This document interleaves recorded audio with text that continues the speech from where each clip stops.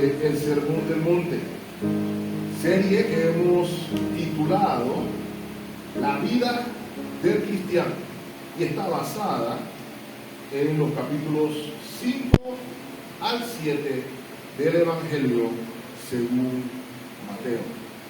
Recuerden, mis amados hermanos, la intención de esta serie es que podamos meditar en cómo se ve, cómo se palpa, cómo se vive la vida en el reino de los cielos, cómo actúan los ciudadanos del reino.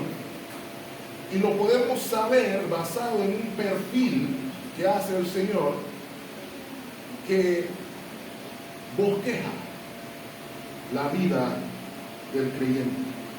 Nosotros vamos a seguir explorando en esta ocasión lo que hemos denominado el carácter cristiano que está descrito en las bienaventuranzas. De modo que, arriesgándonos a no ser muy original, el título del sermón o el mensaje de esta mañana es el carácter cristiano, tercera parte. Recuerde, mi amado hermano, que cuando estamos hablando del carácter cristiano, nos estamos refiriendo a las cualidades, los rasgos que indican cómo piensa y cómo actúa un discípulo del Señor. Y algo que voy a martillar, algo que voy a procurar recordarle al pueblo del Señor mientras avanzamos aquí, es que las bienaventuranzas tienden a ser vistas como, bueno, no solamente las bienaventuranzas, todo el Sermón del Monte tiende a ser visto como un grupo de reglas disasociadas o desasociadas a seguir, un parámetro o una regla de conducta. Pero hemos de recordar, hermanos, que las bienaventuranzas son el resultado de que el reino de los cielos se ha acercado. El resultado de que en Cristo Jesús hemos sido declarados bienaventurados. Sin la obra preciosa de nuestro Redentor, no hay bienaventuranzas, solamente hay un grupo de personas malditas y condenadas, muertas en sus delitos y en sus pecados. De modo, hermanos, que nuestro planteamiento en esta serie es el siguiente, como hemos estado diciendo. El discípulo de Cristo es reconocido por su carácter bendito. El discípulo de Cristo es reconocido por su carácter bendito. ¿Qué hemos visto hasta ahora? ¿Qué cualidades hemos visto hasta hoy? Es bienaventurado, es bendito aquel que reconoce su bancarrota espiritual, lo que el Señor denominó pobre en espíritu. Es bienaventurado aquel que reconoció su condición, su bancarrota espiritual, y esa bancarrota espiritual resulta en una aflicción profunda, en un llanto profundo por causa de esa situación. Gracias, hermano. Y la semana pasada observamos que no solamente reconoce su bancarrota, que no solamente llora o se aflige por su condición espiritual, sino que esa aflicción resulta en una actitud mansa, humilde, primeramente para con Dios y su voluntad, pero también para con los hombres. ¿Qué otra cualidad entonces constituye el carácter cristiano? Y a esta es la que nos vamos a referir en la mañana de hoy. El discípulo de Cristo tiene hambre y sed de justicia. ¿Qué quisiera que viéramos en esta corta frase, mis amados hermanos? Hay tres cosas que quiero que veamos aquí. La primera, veremos cómo la bienaventuranza del Señor describe una cualidad del discípulo.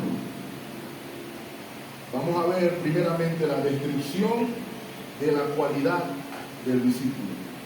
Lo segundo que vamos a observar es el objeto de la cualidad del discípulo.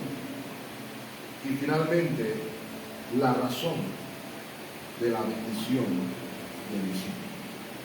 Esa es nuestra intención. Acompáñenme nuevamente a su Biblia, mi amado hermano, y leamos juntos el capítulo 5. Solamente nos vamos a enfocar en un verso en la tarde de hoy. Este es nuestro fundamento, pero vamos a estar viendo varios versículos, así que tengan su Biblia activada y ready. Dice la palabra del Señor: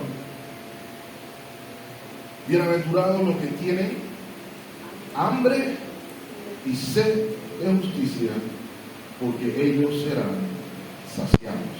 Oramos, Señor, como siempre, que estos labios falibles e imperfectos no sean impedimento para tu toda poderosa, suficiente, perfecta palabra en Cristo Jesús.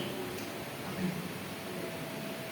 Mis amados hermanos, cada una de estas bienaventuranzas, cada una de estas frases son cortas en extensión, pudiéramos decir. Sin embargo, la profundidad de cada una de ellas es impresionante. Quisiera que recordemos que cada una de estas bienaventuranzas o bendiciones se fundamenta, que es algo muy importante recordar, en lo que Dios declara del individuo. La bendición es en virtud de aquello que Dios dice de alguien o la actitud o conducta de ese alguien hacia Dios. De ahí sale, de ahí surge la felicidad del discípulo. Y vamos a ver inmediatamente la descripción de la cualidad del discípulo. Y la primera pregunta que tenemos que hacernos, como siempre, es: ¿quién es el bienaventurado en el versículo 6? Claramente sale a la palestra la frase: los que tienen hambre y sed de justicia. Ahora, mi amado hermano, ¿ha notado cuál es la cualidad en esta bienaventuranza? ¿Cuál es el atributo del carácter del creyente en esta bienaventuranza? La cualidad no es la justicia. La bienaventuranza no es bienaventurados los justos, aunque hay otro contexto de la Escritura en el que el justo es bienaventurado. Pero el punto es que el Señor nos está llevando aquí a entender que la cualidad radica en una necesidad, en un anhelo, en un deseo. La cualidad aquí es tener hambre y sed. Bienaventurados los que tienen hambre y sed. Ahora, hermanos, sabemos de qué es el hambre y la sed. Pero antes de observar el objeto de la necesidad, creo que es importante que dediquemos unos segundos a la intensidad del deseo que se describe aquí. La cualidad que el Señor está remarcando aquí está metafóricamente ilustrada. Todavía no son las 12 y probablemente no tengamos hambre ahora mismo, pero vamos a hablar de hambre. La Escritura dice, la palabra del Señor es: bienaventurados los que tienen hambre y sed. No debemos perder o pasar por alto dicha ilustración. ¿Por qué lo digo? Si yo le dijera a usted, levante la mano quien nunca ha tenido hambre, nadie la levantará, ¿cierto? Porque todos hemos sentido hambre en algún momento. Dice la hermana Gisela que ella nunca ha tenido hambre. Por eso es que está así en verde, hermano. Dios le bendiga. ¿Okay? Pero la realidad es que todos hemos sentido hambre. Pero no necesariamente todos hemos sentido el tipo de hambre que está descrito aquí. Nosotros estamos acostumbrados a una cultura del despilfarro, de la exageración, de los buffets, de los come todo lo que puedas, y no necesariamente entendemos la magnitud o la intensidad de las palabras del Señor en esta bienaventuranza. Pero permítanme recordarles, mis amados hermanos, que los términos que se traducen como hambre y sed en la Escritura son comunes. Yo nada más escribí la palabra hambre en mi computadora y me salieron como 158 veces la palabra hambre en la Biblia. ¿Okay? Traducida al castellano, estamos hablando de la Reina Valera. Es una frase común. ¿Okay? Una de las mayores referencias las encontramos, por ejemplo, en el libro de Génesis. ¿Okay? Cuando se vivía en una área árida, a veces desértica en algunos casos, y donde conseguir alimento era difícil. Usted podrá recordar, por ejemplo, los patriarcas debían emigrar constantemente por motivo de hambre. ¿Recuerdan? Abraham tuvo que bajar a Canaán, después cuando se puso la cosa por Canaán volvió a subir, porque el hambre hacía que las personas se movieran.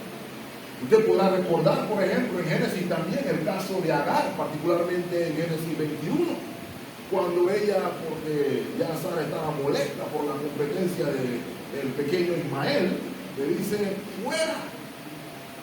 Y Agar tuvo que caminar por el desierto de Berseba. Y en el desierto de Berseba, ahí es donde se sabe que es sed. A tal punto de que Agar temía por la vida de Ismael. No quiero ver. Estaba a punto de morir el joven Ismael, digámoslo así, a causa de la sed. ¿Recuerdan, hermanos, el relato de José? El periodo de las vacas flacas, el periodo de hambre en la tierra. Los hermanos de José estaban dispuestos a dejar como rehén a un hermano con tal de asegurar provisión alimentaria para el resto de la familia. Recuerdan a los egipcios de ese mismo periodo, cuando se acabó todo lo que tenían, por hambre llegaron a decir, nos vamos a vender como esclavos para poder comer. Esa es la intensidad del hambre y esa es la intensidad de la sed a la que nos estamos refiriendo. En este caso, el hambre y la sed, mis amados hermanos, es una referencia a un deseo fuerte, a un deseo intenso, a un anhelo profundo de un objeto. Y en este caso, el objeto es espiritual. Ya vimos, ¿verdad? Bienaventurados los pobres en espíritu. Y la idea fluye de allí. ¿Ok? Pudiéramos aplicarlo de la siguiente manera. Cuando usted escucha a un deportista diciendo, tengo hambre de gloria, tengo sed de victoria. Ni el hambre de victoria significa que puedo comer victoria. No se puede comer la victoria ni se puede tomar la gloria. Pero uno entiende automáticamente que es un deseo intenso tanto por la victoria como por la gloria. De modo que el hambre y la sed a la que nos referimos aquí, mis amados hermanos, son espirituales. De igual manera lo son. Ahora, ¿qué es lo que el Señor quiere que notemos nuevamente? Cito, mis hermanos. La cualidad bendita es ese deseo intenso, profundo de algo. Acompáñenme el Salmo 42. Salmo 42. Algunos de ustedes lo conocen de memoria. Salmo 42, versículo 1-2, describe el panorama como debemos entenderlo. Dice David: como el ciervo brama por las corrientes de las aguas, así clama por ti, oh Dios, el alma mía. Note el verso 2. Mi alma tiene sed de Dios, del Dios vivo. ¿Cuándo vendré y me presentaré delante de Dios? La manera en la que el salmista escribe, inspirado por el Espíritu Santo, nos permite a los que lo leemos prácticamente sentir el anhelo y el deseo que tiene el salmista por Dios. Y si me apuran, pudiéramos inclusive percibir cierta desesperación en sus palabras. ¿Cuándo mi alma tiene sed de ti? Esa es la intensidad del amor, que como mencioné, muchas veces leemos y pasamos por alto porque decimos hambre y sed. Bueno, a veces me dan hambre, a veces me da un poquito de sed, pero estamos hablando de la intensidad, de la desesperación, del no tener absolutamente nada. Y habiendo entendido la intensidad, entonces nos podemos hacer la pregunta entonces: ¿cuál es el objeto de semejante necesidad? ¿Cuál es el objeto de semejante deseo? Lo cual me lleva al segundo punto de nuestro texto: el objeto de la cualidad del discípulo. Aquí, hermanos, el objeto de la cualidad es la justicia. ¿Lo ven ahí? La cualidad apunta hacia otra cualidad. Ahora, note conmigo, hermano, que ese deseo y ese anhelo del que estamos hablando implica algo que no se tiene. Esa es la implicación inmediata. Ese deseo, ese anhelo es por algo que no tengo. Porque si lo tuviera, no lo desearía con tanta desesperación. Hay algo inalcanzable por el propio esfuerzo, sino que resulta de la generosidad de alguien más. ¿Ok?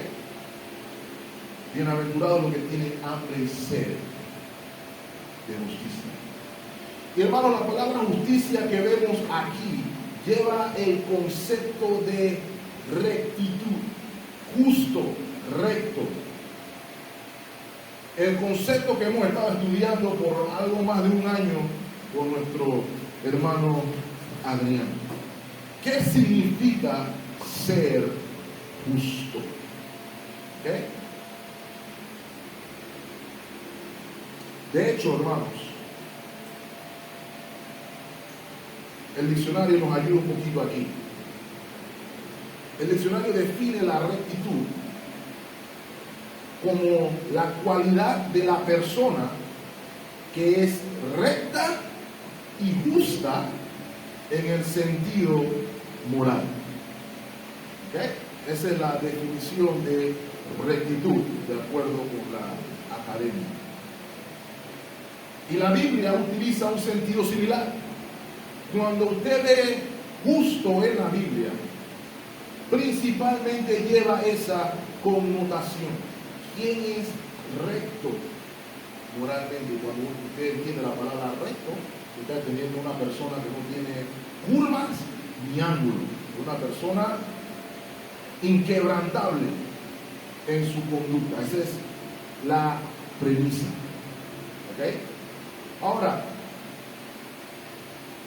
quiero recordarles, mis amados hermanos, que la Biblia habla de justicia, la Biblia desde dos perspectivas. ¿Okay? La primera perspectiva pudiéramos definirla como la perspectiva legal. Mi posición delante de Dios. ¿Okay? La segunda perspectiva es la perspectiva práctica, mi conducta delante de Dios. Ahora, ¿cuál es la tendencia? ¿Cuál es la costumbre? Tratar de separarla la una de la otra. Ese es el problema con los fariseos, como veremos en un momento. Pero esta justicia está junta, tiene dos perspectivas, pero está intrínsecamente ligada a las dos perspectivas porque es una sola justicia.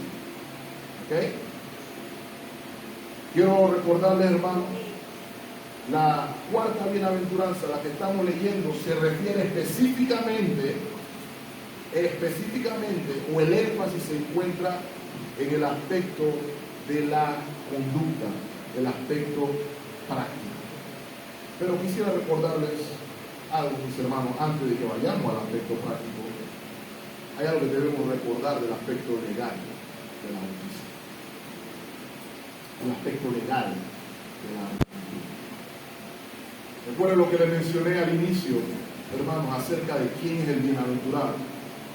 ¿Quién es el bienaventurado? La persona que Dios declara bienaventurada en virtud de lo que Dios hizo por esa persona o la actitud de dicha persona hacia Dios. De modo, mis amados hermanos, que quien define rectitud o justicia no es el ser humano, sino que es Dios. Es Dios quien define quién es justo y quién es injusto. ¿Por qué? Porque el carácter del Señor es justo. El Señor es. No tiene injusticia, el Señor es justo. Y hermano, esto es importante recordarlo porque vivimos en una cultura humanista en la que desde la Ilustración para acá el hombre es el centro o la referencia para definir lo moral o lo inmoral. Antes de la Ilustración, en el final del siglo XVII, Dios era la referencia de moral o no. Pero los intelectuales decidieron que la lógica y la razón y la sabiduría humana son suficientemente morales para ser la referencia. Y no solamente se volvió humanista, más humanista la humanidad, sino que encima de eso encontramos la lucha de que tenemos una cultura que no concibe realidades absolutas. La verdad es subjetiva.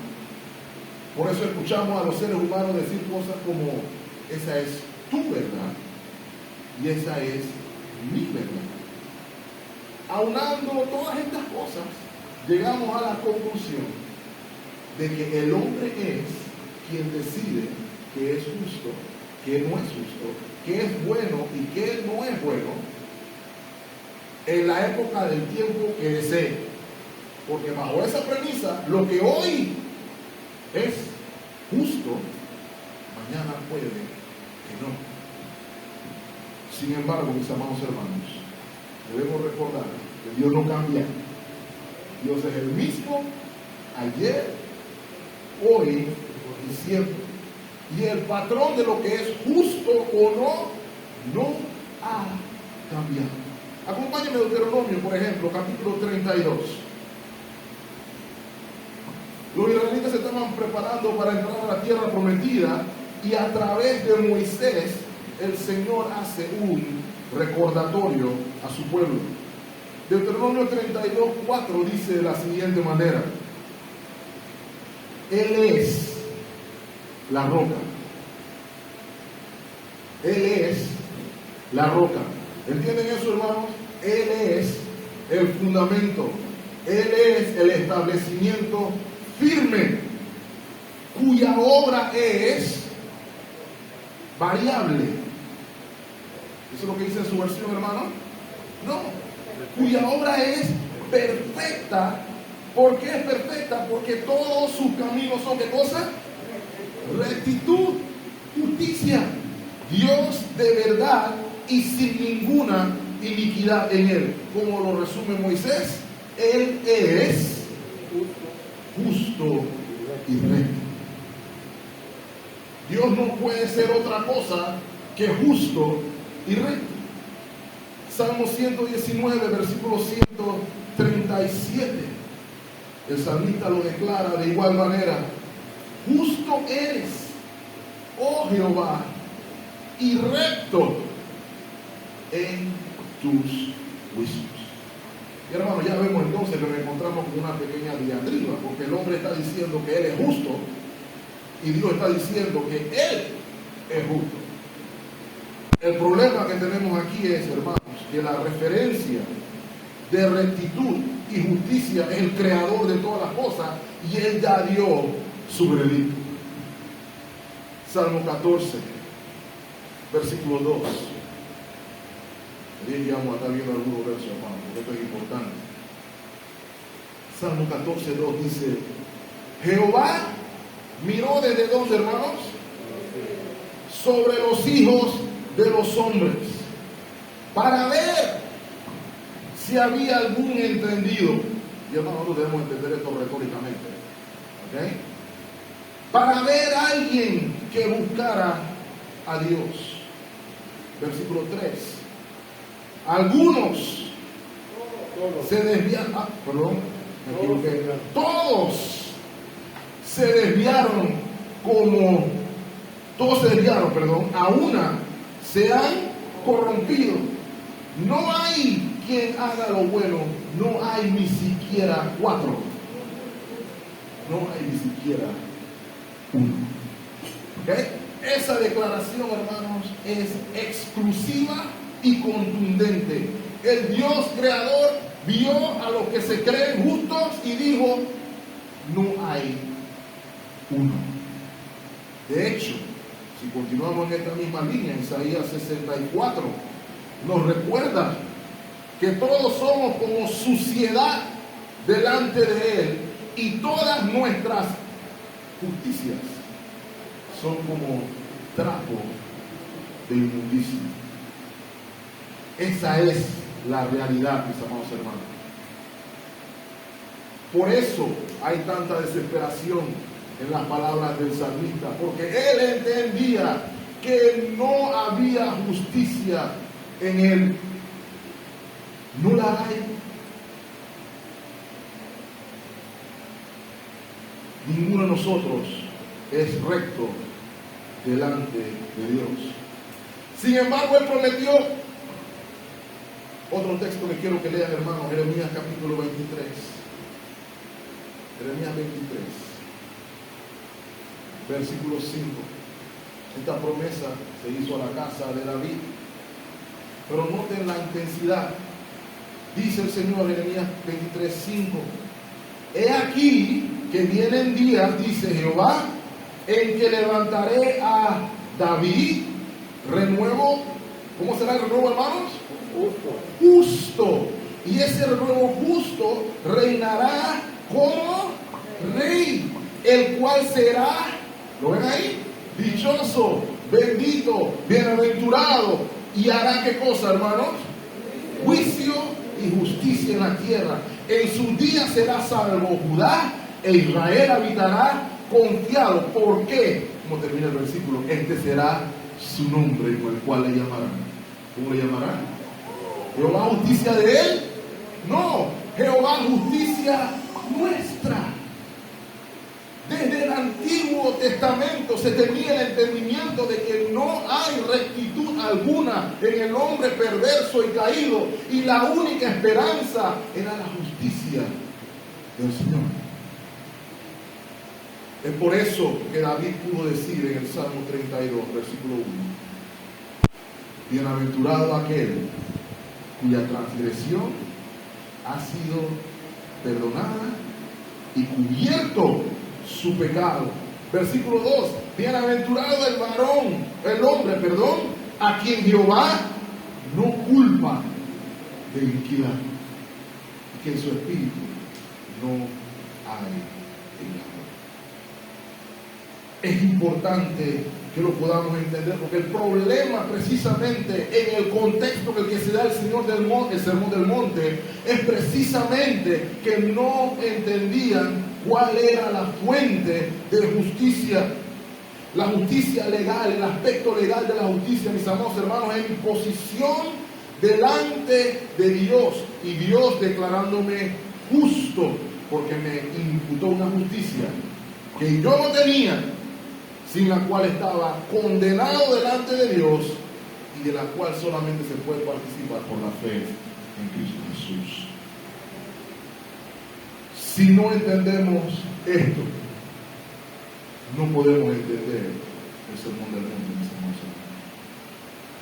Habiendo entendido entonces el aspecto legal de la justicia, podemos entonces hablar del aspecto práctico.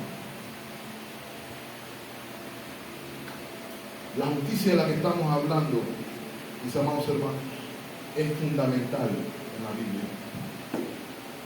Mi posición delante de Dios es fundamental para cómo voy a vivir. De la justicia legal sale una justicia práctica. Esto es importante. La justificación por la fe comienza aquí, en el interior, en mi corazón, pero fluye, se ve y se palpa. ¿Dónde, mis amados hermanos? En el exterior. En el exterior. Y a esa justicia que se palpa en el exterior es a la que se está refiriendo nuestro Señor. Justicia bendita. Aquella que es la conducta correcta y agradable a nuestro Señor. Acompáñenme a la Biblia. Romanos capítulo 9. Vamos a ver el versículo 30. Quiero recordarle, hermano, que los fariseos de la época hablaban mucho de rectitud, hablaban mucho de justicia. Se consideraban rectos y justos. De hecho, era la referencia de justicia en la época. Pero miren lo que dice el versículo 30 del capítulo 9 de Romanos. Dice el apóstol Pablo: ¿qué pues diremos? Que los gentiles, usted y yo, que no iban tras la justicia, han alcanzado la justicia, es decir, la justicia que es por la fe. Mas Israel, que iba tras una ley de justicia, no la alcanzó. ¿Por qué no la alcanzó, hermanos? Porque iban tras ella no por fe, sino como por obras de la ley, porque tropezaron con la piedra de tropiezo. De nuevo, hermanos, estamos refiriendo a la actitud que agrada a Dios, pero esa actitud que agrada a Dios tiene que ser una actitud que fluye del corazón. Estamos hablando del Sermón del Monte, hermanos. Recuerden bien cómo se comportan, cómo viven los ciudadanos del reino. Y el Señor puso un estándar que podría parecer elevado, ¿verdad? Mateo 5, versículo 20 nos dice que nuestra justicia debe ser mayor que la de los escribas y fariseos, si quieren entrar en el reino de los cielos. ¿Ven ahí? Ser ciudadano del reino requiere una justicia diferente a la justicia del mundo. Los fariseos se consideraban justos. De hecho, la sociedad miraba a los fariseos y decía: este hombre es justo. Ustedes se podrán imaginar, piénselo conmigo por un momento, cómo se sentía el ciudadano a pie cuando escuchaba de la boca del Señor que si tu justicia no es mayor que la del rabino Gustavo, no entrarás al reino de los cielos. Si el rabino Gustavo no entrará al reino de los cielos, yo que no soy nadie,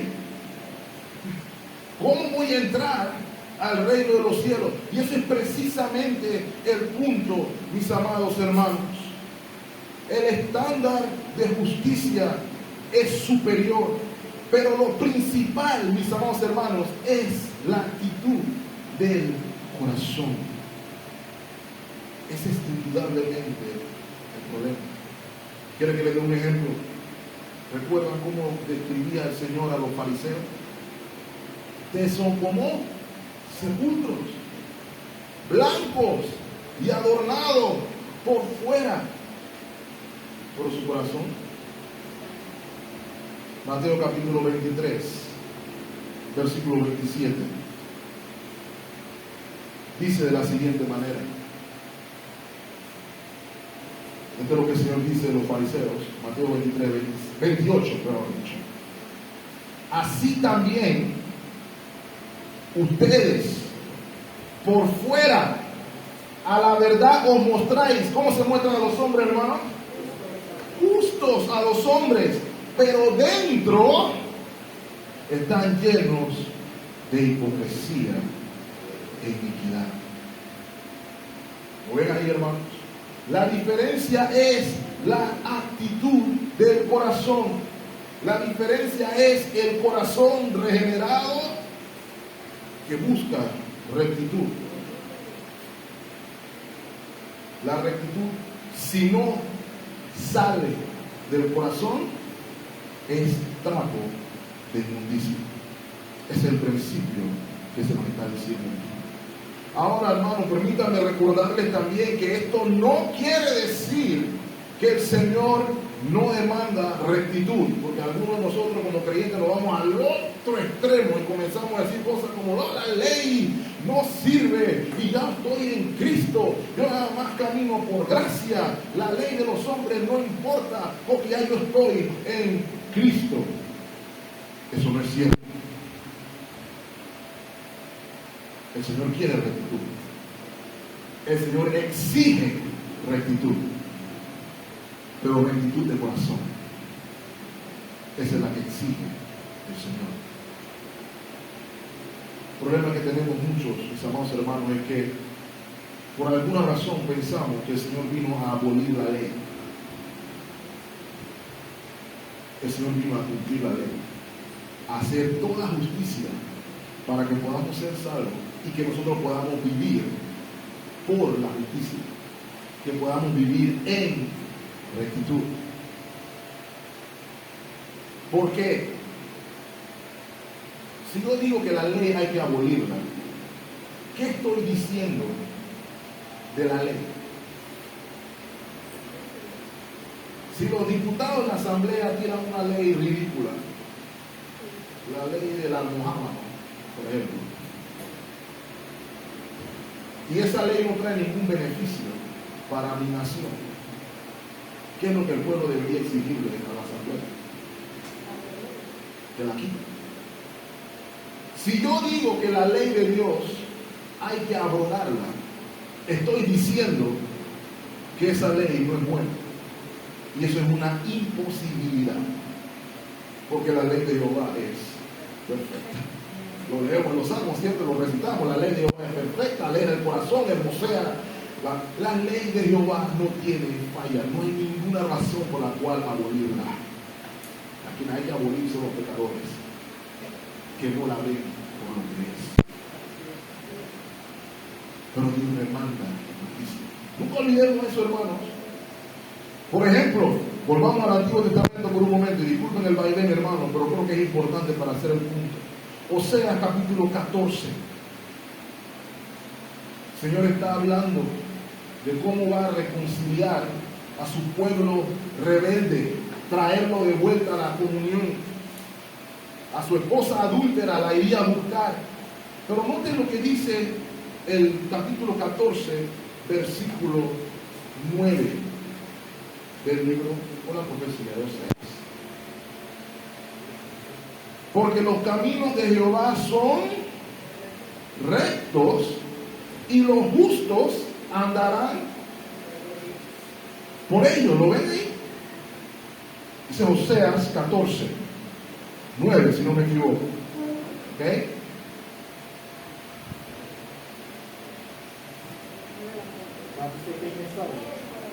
Ok, vamos a verificar. De repente diga cita que no es. I'm sorry. Ah, ok, perfecto. Gracias por notarlo. Pensé que había confundido a los demás. Gracias. Ok. Noten el principio, ¿qué es lo que está diciendo el Señor para con su pueblo? Ok. Sus caminos son rectos. Ok. Porque Él es justo. Entonces, los que son justos, ¿cómo andarán, hermano? Andarán precisamente por esos caminos. Mas los que son rebeldes caerán precisamente por la ley perfecta. Ese es el principio. ¿Quiénes son los rebeldes? Ahora lo voy a pedir al Nuevo Testamento. Primera de Pedro, capítulo 2.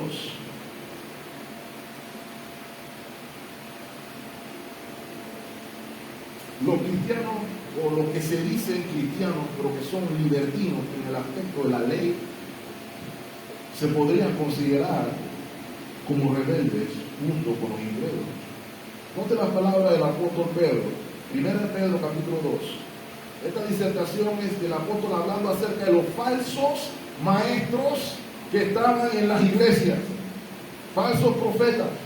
No está diciendo estos son ateos, no, estas son personas que se consideran religiosas, pero que sus apetitos, su hambre y su sed no son de justicia. Versículo 21 describe cuál es su situación delante de Dios. Dice, porque mejor les hubiera sido no haber conocido el camino de la justicia, hermanos, el camino de rectitud. Eso es lo que está diciendo, que después de haberlo conocido, volverse atrás del santo mandamiento que les fue dado. ¿Lo ven ahí? Ser libertino con la santa ley de Dios trae sufrimiento en ese caminar. Un texto más con ese punto, hermanos. La vida en rectitud, la vida en justicia es fruto de nuestra salvación. La vida en rectitud es fruto de mi salvación, hermanos. Santiago, capítulo 3, versículo 17.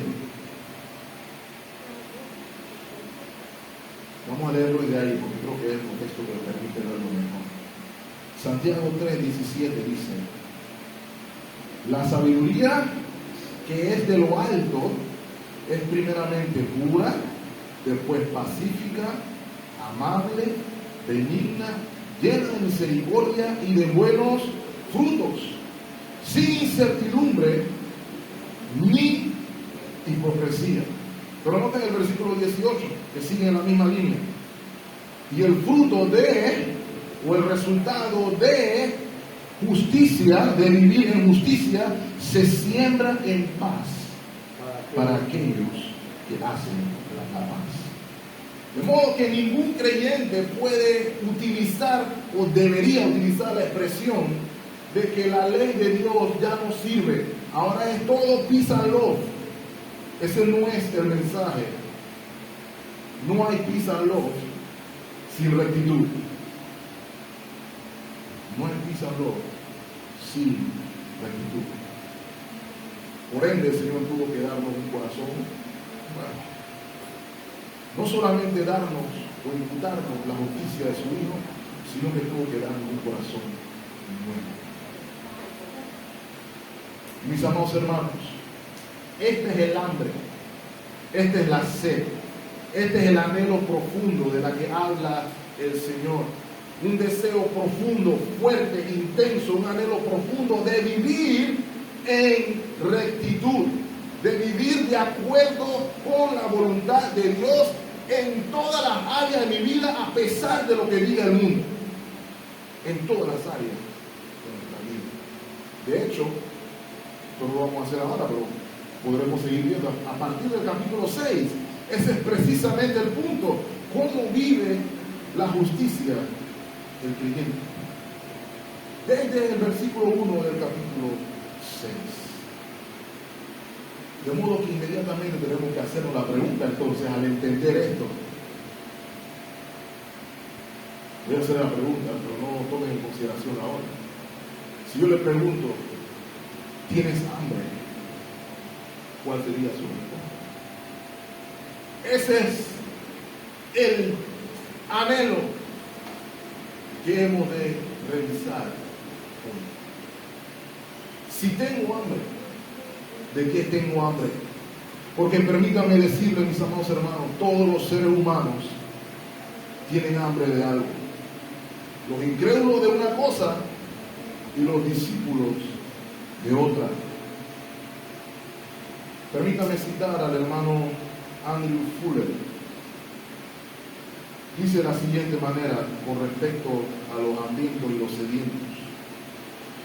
Los incrédulos están hambrientos y sedientos, pero de gratificación carnal y mundana.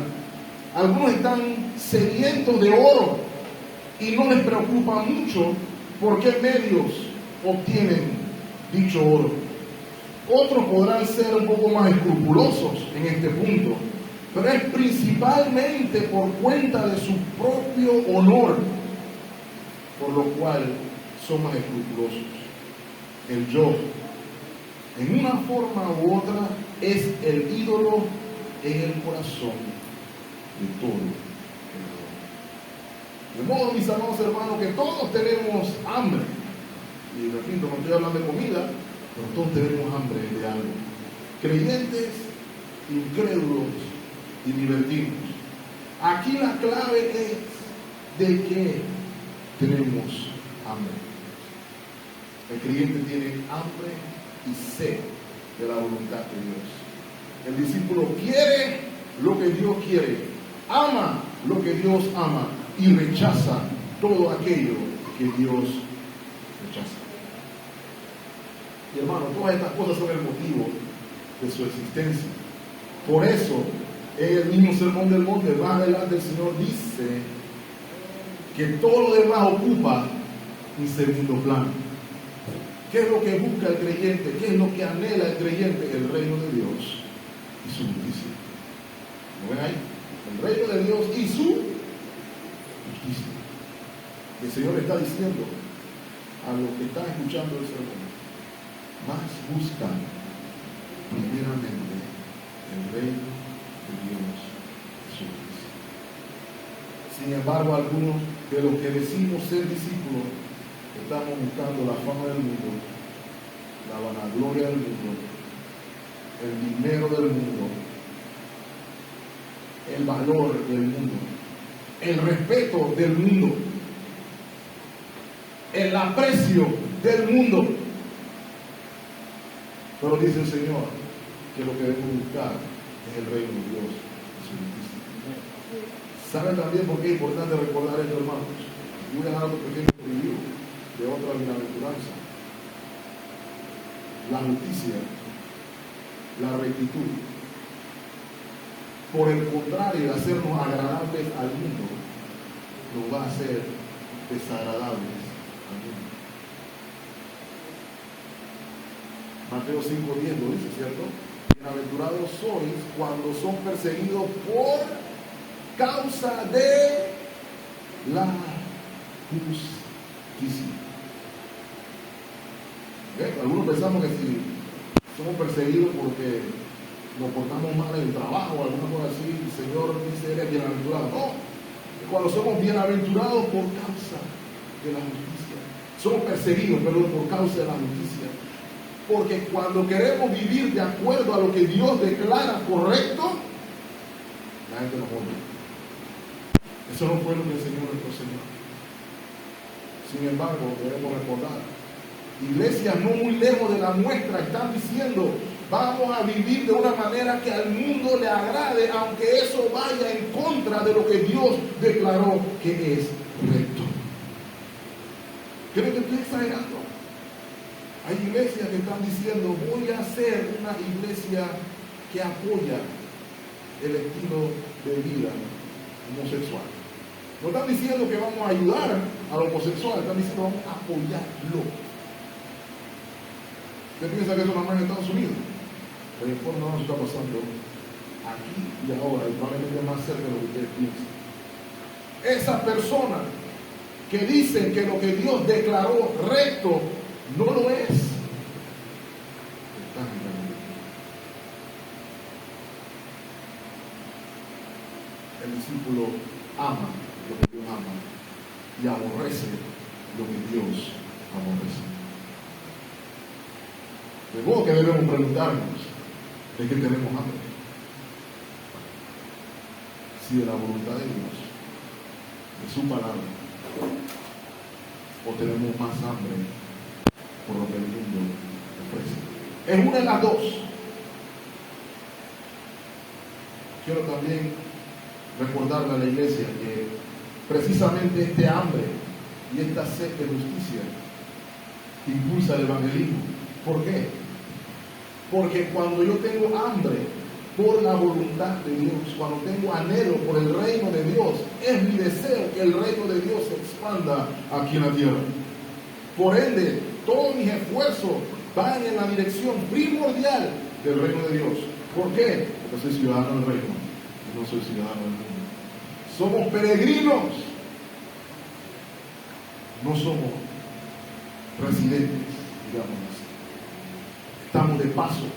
Y nuestros intereses no son los del mundo, sino que nuestros intereses son los del reino. Tengo hambre por los intereses del reino. Esa es la pregunta que debemos hacernos. Mi tercer y último punto, mis amados hermanos, es la razón de la bendición. La razón de la bendición del discípulo. Hermano, qué curiosa cualidad, ¿verdad? Nadie asocia la felicidad con el hambre o la sed de algo. Nadie asocia el hambre y la sed con algo bueno. Pero hay una razón por la cual aquí se hace. Y una respuesta corta y sencilla. Porque ellos serán saciados. Permítanme recordarle, hermano, que aquellos que viven con el hambre y con la sed de lo que el mundo ofrece, nunca, jamás están satisfechos. Siempre se sienten vacíos. Es como si yo personalmente, me sentara a comer un paquete de maní y me comiera un maní al día. Eso para mí sería tortura. Porque un pedacito de maní a mí no me satisface. ¿Okay? Pero así vive el mundo. Entendiendo que encuentran satisfacción y nutrición en todo lo que el mundo ofrece, sin embargo, se encuentran muertos por inanición. Muertos por inanición. Pero la realidad es, hermanos, solo los que tienen hambre y sed de justicia serán saciados. Y el término implica llenura. Voy a hablar de comer una presita y quedaste satisfecho, como decimos con las porciones de ensalada que le dan a uno en los restaurantes de lujo, ¿no? Que le dan dos lechuguitas ahí y tú dices, no, estoy satisfecho. No, aquí la sensación es de llenura. Estoy lleno. Y la pregunta que debemos hacernos entonces es, ¿quién es el que sacia al discípulo? ¿Quién es el que sacia al creyente? Y aquí el hambre y la sed precisamente nos permiten hacer una referencia. Saben que en la antigüedad los reyes eran evaluados, su reinado, en virtud de qué tan bien o qué tan mal estuviera el pueblo. Si el pueblo estaba pasando hambre y el rey estaba comiendo como los reyes, ese rey era candidato para algún atentado de algo. Pero si el rey tenía al pueblo comiendo bien, el pueblo estaba feliz. A veces pasa un poquito de eso aquí ahora, ¿no? Sin embargo, voy a usar de nuevo el ejemplo de los filisteos. ¿Recuerdan cuando se acabó todo y hubo hambruna? ¿Qué fueron a hacer los filisteos, no, los egipcios? ¿Qué fueron a hacer? Fueron al faraón. Faraón, tú eres el rey, tenemos hambre, resuelve. Y el faraón dijo, vayan donde José. ¿Qué? Él no tenía la solución en el momento, pero sabía dónde estaba la solución. Pero ¿cuál es el principio, hermanos? Nuestro rey es quien satisface todas y cada una de nuestras necesidades. Voy a repetir eso de nuevo, hermano. No alguna de nuestras necesidades. Nuestro rey es el rey perfecto y satisface todas y cada una de nuestras necesidades. Él promete saciar a su pueblo. ¿Recuerdan la promesa? ¿Cómo describía el Señor en el pacto la tierra prometida? La tierra donde fluye leche y miel, símbolo de abundancia, símbolo de llenura. Cuando fueron espías a la tierra prometida, encontraron unas uvas enormes que parecían manzanas, dicen algunos, símbolo de la abundancia de la tierra, el terreno del reino, porque el rey sustenta a todo su pueblo. Él es quien sacia al discípulo. Dice el Salmo 65:4, bienaventurado, luego está la palabra ahí, ¿lo ven? Salmo 65:4, bienaventurado el que tú escogieres y atrajeres a ti. ¿Para qué haga cosa? Que habite en tus atrios, que habite en tu presencia. ¿Cuál es el resultado? Seremos, ¿lo ven ahí? Saciados, seremos llenos, seremos satisfechos del bien de tu casa, tu santo templo. De igual manera, mis amados hermanos, nuestro Rey de Gloria sacia nuestra necesidad. Nuestro Rey de Gloria, quien reunió en la cruz del Calvario la justicia de Dios y la misericordia de Dios, haciéndonos partícipe de su justicia mediante el perdón de pecados y a través del nuevo nacimiento. Es ahí donde encontramos el pan y es ahí donde encontramos el agua. ¿Recuerdan las palabras del Señor Jesús a la mujer samaritana? Juan 4:14. Juan 4:14, no creo que tengo la cita, disculpen. Pero la palabra del Señor a la mujer samaritana es: el que bebiere del agua que yo le daré, no tendrá sed jamás, sino que el agua que yo le daré será en él una fuente de agua que salte para vida eterna. Juan 4:14. Juan 6:35. En el mismo sentido, el Señor dice, Jesús le dijo: yo soy el pan de vida. El que viene a mí nunca tendrá hambre, y el que cree en mí no tendrá sed jamás. ¿Lo ven ahí, hermano? No, que el que viene a él nunca tendrá hambre. El que no va a él siempre tiene hambre. En Cristo hay verdadera satisfacción.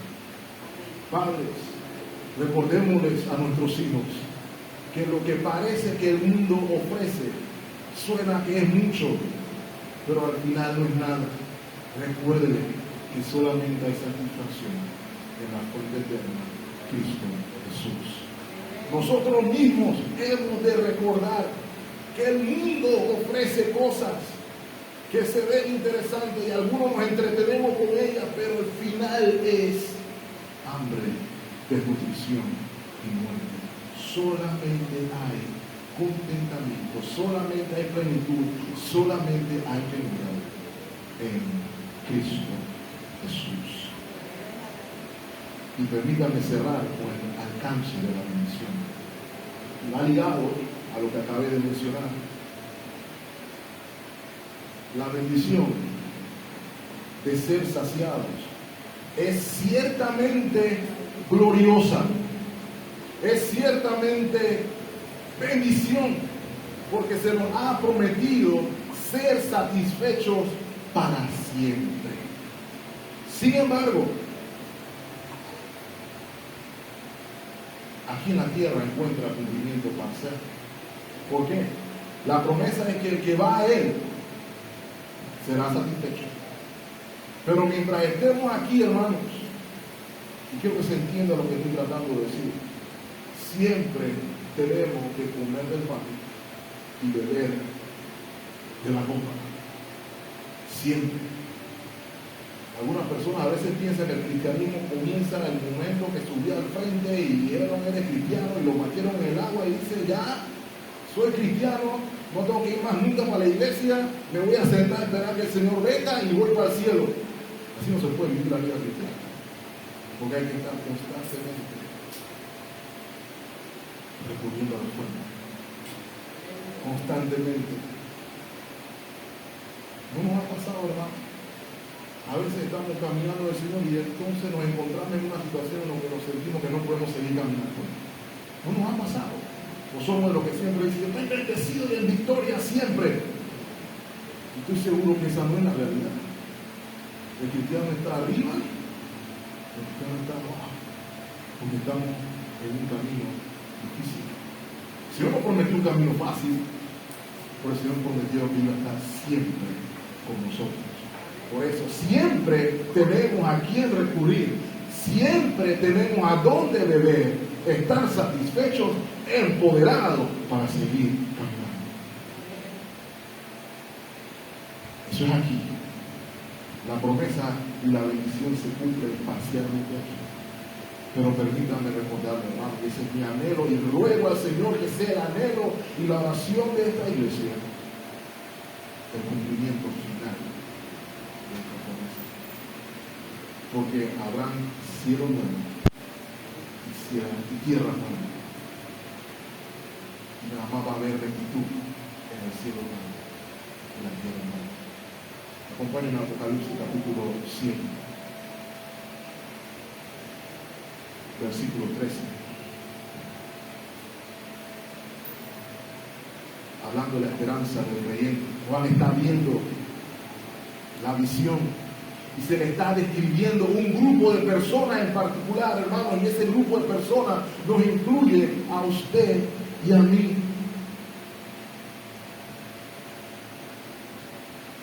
Estas personas se acercan y le dicen, versículo 13, estos que están vestidos de ropas blancas, ¿quiénes son y de dónde han venido? Versículo 14, yo le dije, Señor, tú lo sabes. Y él me dijo, estos son los que han salido de la gran tribulación y han hecho qué cosa, hermanos. Han lavado sus ropas y las han emblanquecido en la sangre del Cordero, así como somos hechos justos, mis amados hermanos, por la fe. Por esto están donde, hermanos, delante del trono de Dios y les sirven una vez a la semana, de día y de noche en su templo. Y él está sentado el que está sentado sobre el trono extenderá su tabernáculo sobre ellos. Ahora vean el versículo 16. Ya no tendrán ¿qué cosa? Hambre ni sed, y el sol no caerá más sobre ellos, ni calor alguno habrá. ¿Por qué, mis hermanos? Porque el Cordero que está en medio del trono los pastoreará y los guiará a fuentes de agua de vida, y Dios enjugará toda lágrima de los ojos de ellos. Esa es la gloriosa esperanza.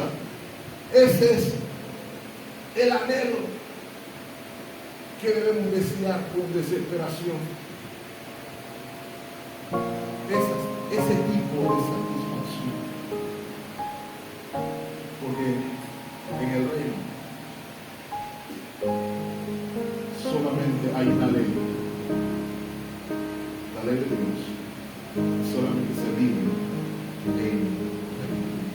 De modo que el Señor está recordando a los creyentes, los que decimos ser sus discípulos. Nuestro estándar es el reino.